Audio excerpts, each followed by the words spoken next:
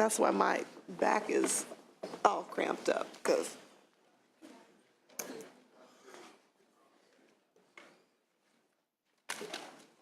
it's stretch time as we're transitioning people. So the people on TV don't think I've lost my mind. Thank you. There's folks in the audience joining me. Thank you. It's stretch time. Oh, gosh, that feels good. Good morning. We have transitioned to item 4265, Department of Public Health, Issue 1, L&C, Los Angeles County Contract. Thank you, Madam Chair and members. Jean Icino, the Deputy Director, Center for Healthcare Quality at the California Department of Public Health, and I have with me C.J. Howard, the Chief of Policy and Planning at the Center, and he's going to present our May revised proposal. Thank you. Good morning. The proposal requests an increase of $2.1 million from the State Department of Public Health Licensing and Certification Program Fund. The money is to augment the Los Angeles County contract to account for 2 3% salary increases that were effective October of 2015 and will be effective October of 2016. It also includes adjustments to the employee benefit rate, which went from 55.1% to 57.8%, and a decrease in the indirect cost rate from 33.2% to 31.4%. That's the proposal. The purpose of the proposal is so that LA County does not need to keep positions vacant, so that they can be fully staffed to do all the work that we've contracted them for. The other question that was asked is whether or not LA County has met the workload and performance requirements set forth in the contract. When last we evaluated, they're on track to meet somewhere between 90 and 95% of the contracted workload. That was a projection as of about a month ago, so they could still meet 100% of the workload by the end of the year. Thank you. Any questions? Senator Stone. I just expressed my concern that the LA County, I understand they want to do their own program, but they could just enact raises and come to the legislature and say, pay it. There's no skin in the game for them. There should be some skin in the game. If they're going to be providing raises, that there should be some subsidy for providing those services. Otherwise, we're going to be here every year with rate increases. So, with all due respects. Senator Monning, thank you. LAO, Finance. Barbara Taylor, Department of Finance. I was just going to add that the raises that LA County did do actually were countywide. So it wasn't just the nurses in this contract. It was nurses throughout the county of Los Angeles. So it was approved by their county board of supervisors. Doesn't take away our pain. That doesn't help Senator Stone at all. Thank you for. But I wanted to make sure you knew it wasn't just specific to this particular contract. I appreciate that. Thank you very much. Any public comment? See none, I'll entertain a motion to approve. So moved. Call the roll, please. Mitchell? Aye. Monning? Aye. Stone? That's out with a 2-1. Thank you. We'll move on to issue 2, the marijuana study.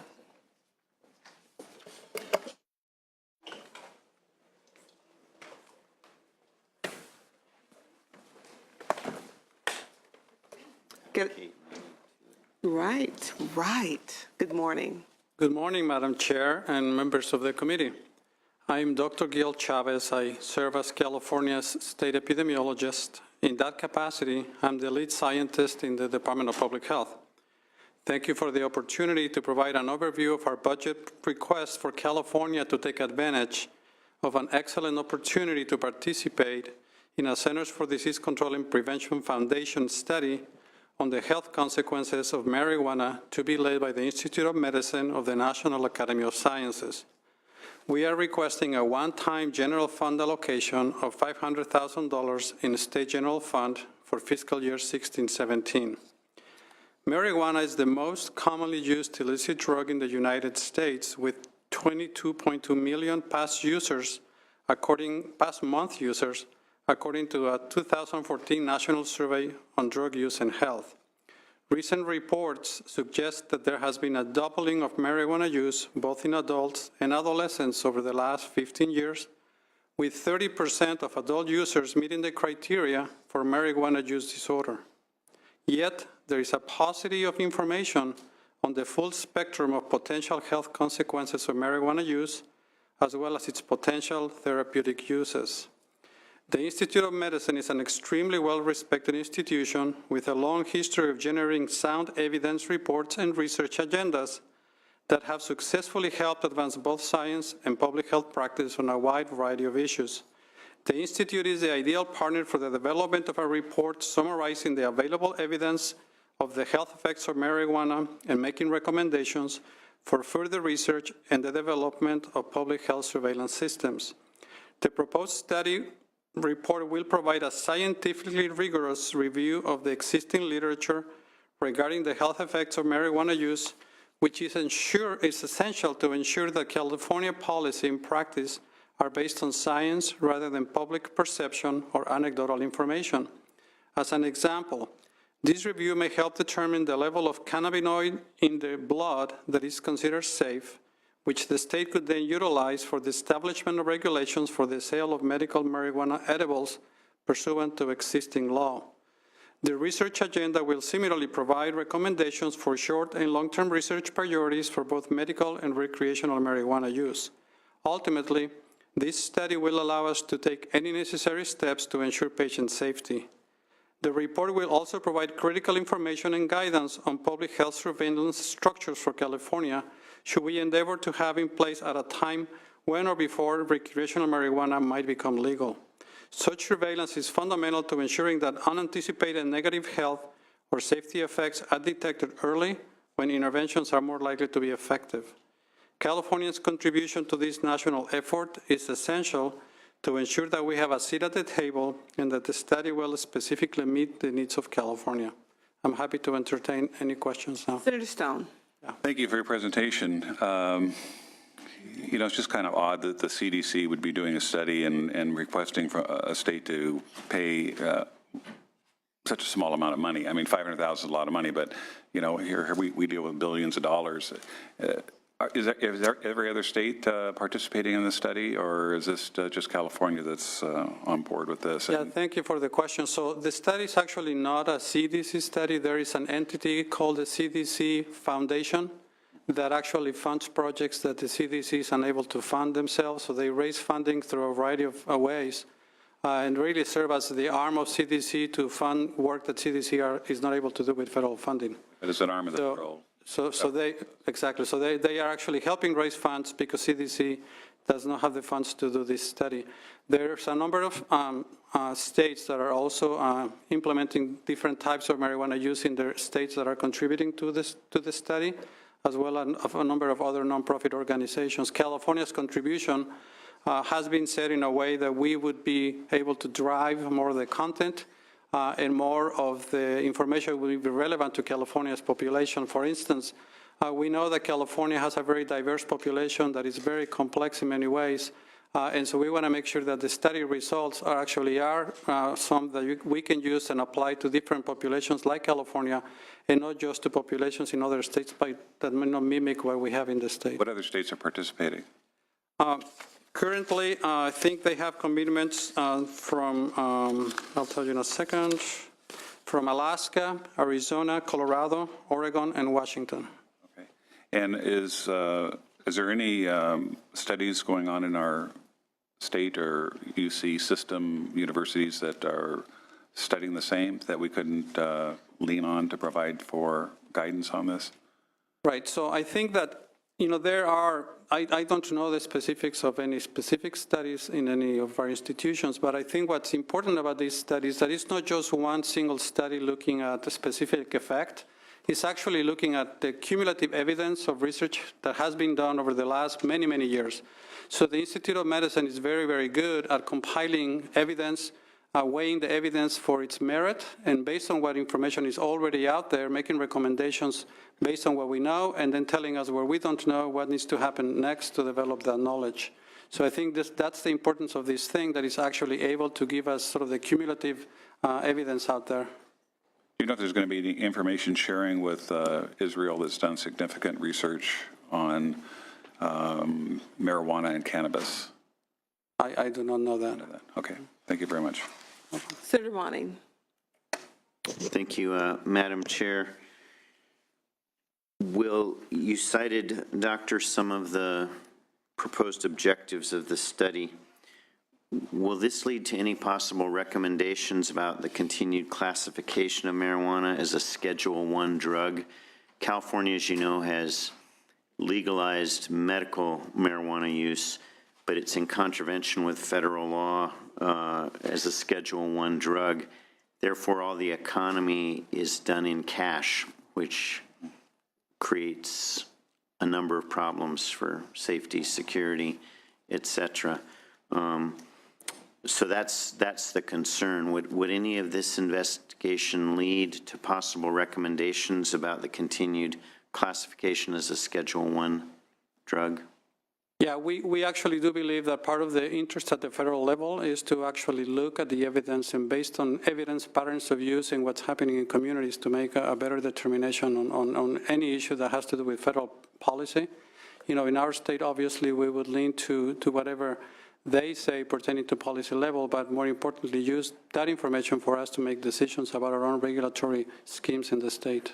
Thank you. And then related to that, and you referenced with the current legal use of medical marijuana in the state and the prospect of legalizing for recreational use, I do think from a public safety point of view, the ability to develop better means for monitoring current levels of controlled substance, particularly related to driving and traffic stops. It's an issue of concern, I think, for potential public safety impacts. And I'm just curious, will this study be looking at that capacity as well to monitor, or let me ask the question this way. Is there currently a way to monitor impairment based on use of medical marijuana or marijuana in any form? So that's actually an excellent question and one that weighs on our mind. That's why we think this is a very important thing to do, that we see that eventually more widespread use of marijuana will be a reality and that we know less about marijuana and its effects than we do about tobacco and alcohol and even caffeine. So I think that having really well-developed science to tell us just that, you know, how do we measure and what is the potential risk in our communities for the use, I think it's something that would go a long way. So we feel that this is actually a very small investment in really helping us develop ways in which we can proactively be prepared so that even when the day comes that marijuana becomes more widespread use or even legalized, that we have systems in place to monitor things like that. Thank you. Thank you, Madam Chair. You're welcome. And can you tell us when the study is proposed to be completed? That is proposed to be completed by early 2017. Excellent. Thank you. Leo? Finance? Yes. I just have one response to Member Stone's question about whether UC was involved. So UC is not necessarily involved in this study specifically because the Institutes of Medicine will determine, you know, what research information they're going to look at. However, as part of the Medical Marijuana Safety and Regulation Act, there was a request for the UC San Diego, who has a marijuana research program, to conduct additional research. So that information will also be available to California once they've completed their work. Didn't UC Davis also have a program? That I can't answer. I don't know. I just know about the San They did Diego. as well, but I'm glad to hear that. Thank you. Thanks. Any public comment? Seeing none, I'll entertain a motion to approve. So moved. Thank you. Roll call. Mitchell, Aye. Monning, Aye. Stone. That's out with a 3-0 vote. Thank you very much. Thank you very much. Let's move on to issue number 3, medical cannabis trailer bill language.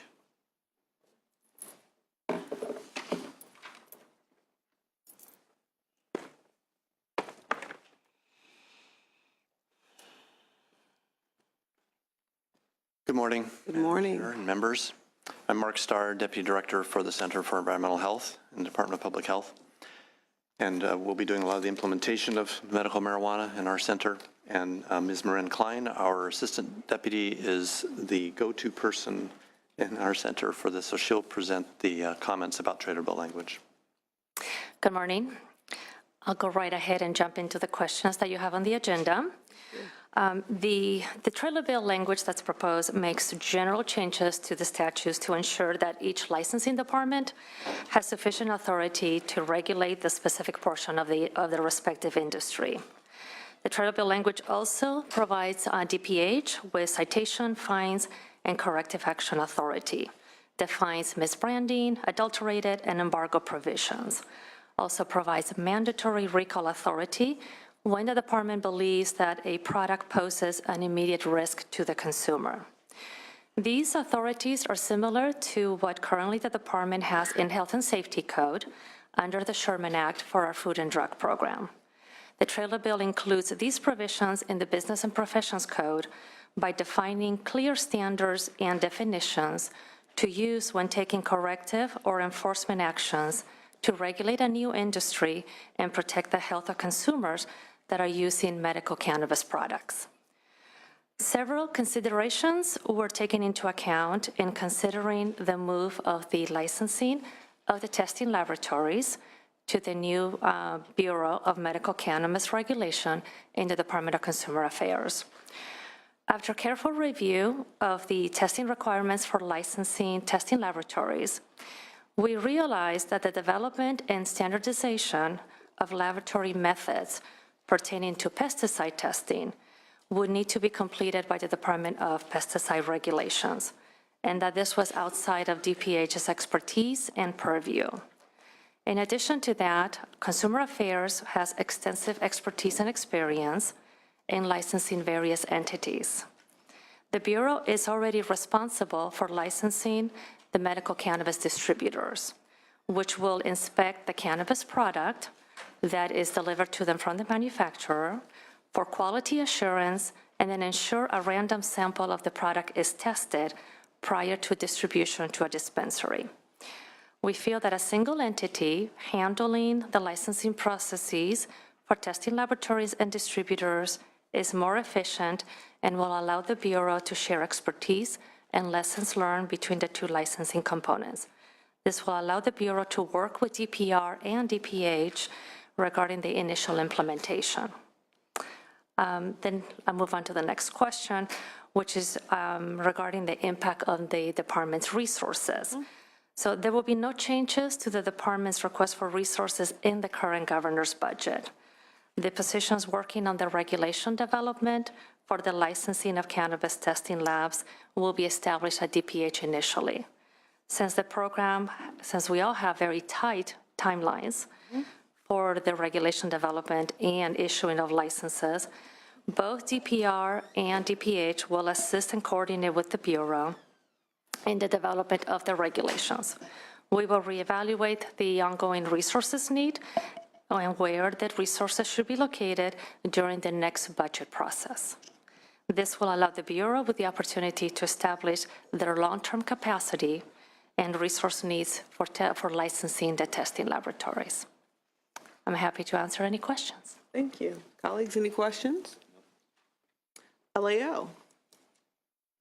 Thank you, Madam Chair. I just wanted to alert the committee to a handout our office has produced to summarize across all of the impacted departments the May revised proposals related to medical marijuana, including the trailer bill, just high-level changes.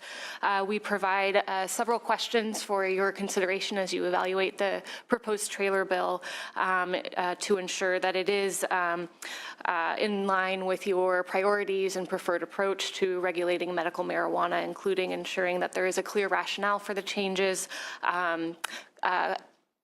questioning the impacts of the changes, should there be budgetary changes or otherwise, the urgency of the proposed changes, do they need to be made as part of the budget process at this time in the next few weeks, as well as the relationship of these proposed changes to the non-medical marijuana initiative, which has qualified for the ballot, which would legalize recreational marijuana, should it pass in November. Thank you.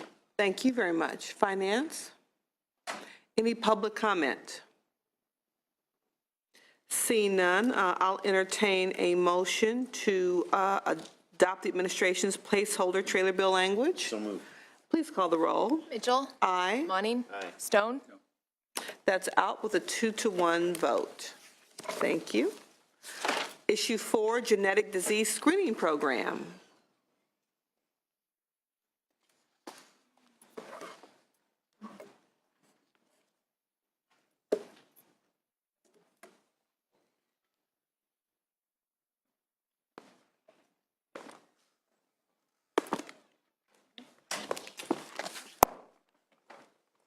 Good afternoon. Good afternoon. Try it again. Good afternoon. I'm Connie Mitchell. I'm the Deputy Director of the Center for Family Health.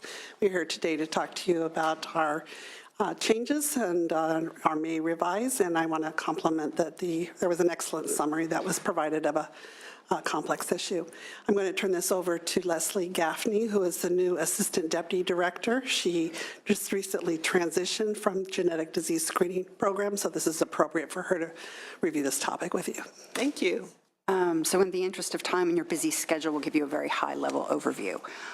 We are asking for funding of $3.9 million for 15-16, which is within our appropriation, and $15.2 million increase for 16-17. This funding will be used to purchase equipment to test for adrenoleukodystrophy, ongoing support of our prenatal billing system to help increase collections for existing claims, and then outsourcing to a third-party medical billing company starting July 1. And for the migration and support of our computer system, SIS, the Screening Information System, which runs both newborn screening and prenatal screening, to move it from a Department of Healthcare Services data center to OTEC and in a Tier 3 data center, which is statutorily required. So in order to do so, we would be increasing the newborn screening fee to by $17.55 to $130.25. We had originally estimated the fee increase for newborn screening to be $11 for ALD, and that's an additional $6.55 on top of that. And then prenatal screenings increase would be $14.60, and that would raise it to $221.60. Any questions, colleagues? LAO, Finance, any public comment? Move the bill. Thank you so much. Please call the roll. Mitchell? Aye. Monning? Stone? That's out with a 3-0 vote. Thank you. Final issue number 5 under Department of Public Health is the special session legislation related to e-cigarettes and tobacco. We're on page 46 of the agenda.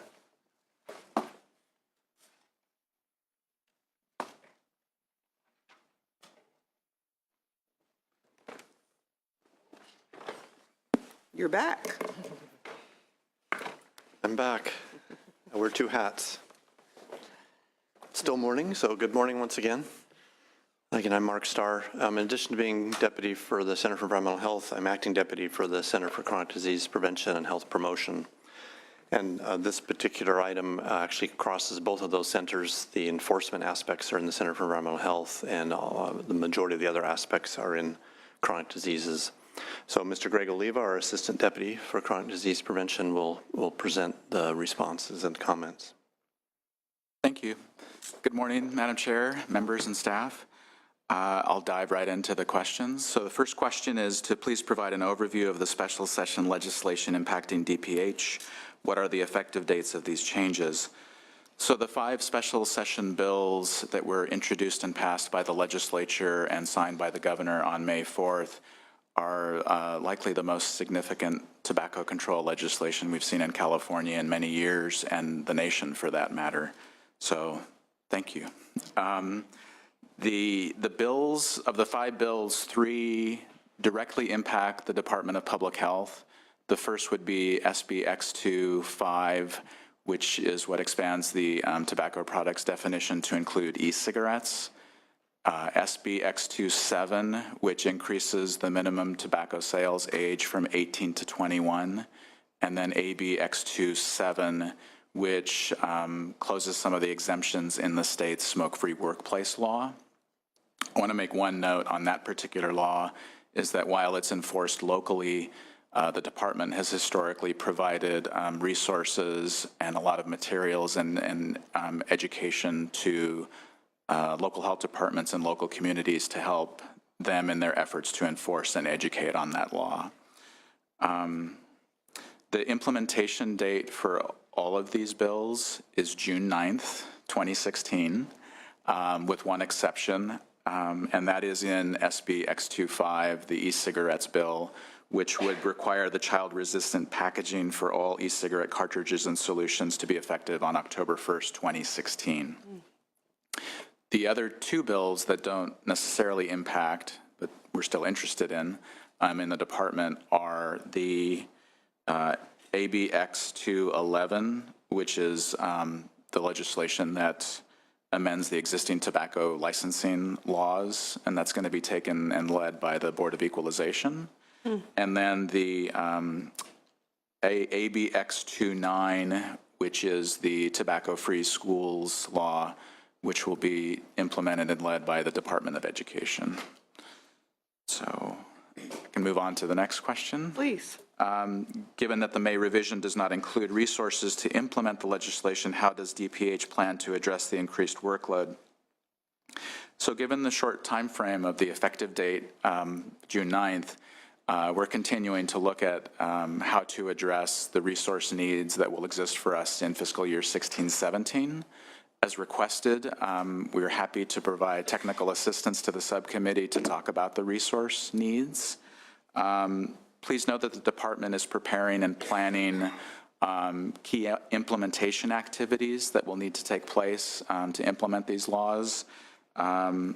We feel that some of the most major intensive activities would be point of sale, advertising and education, and also enforcement of new rules regarding e-cigarette sales, which includes undercover youth purchases and youth purchase surveys that take place in the state.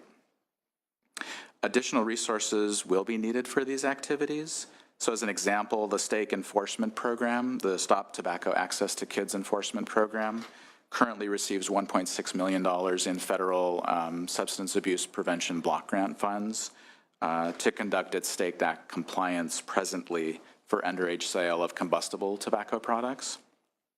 And the final comment I want to make is that we want to emphasize that the costs that appear in the committee analysis may not likely be where we need to land in order to implement the laws.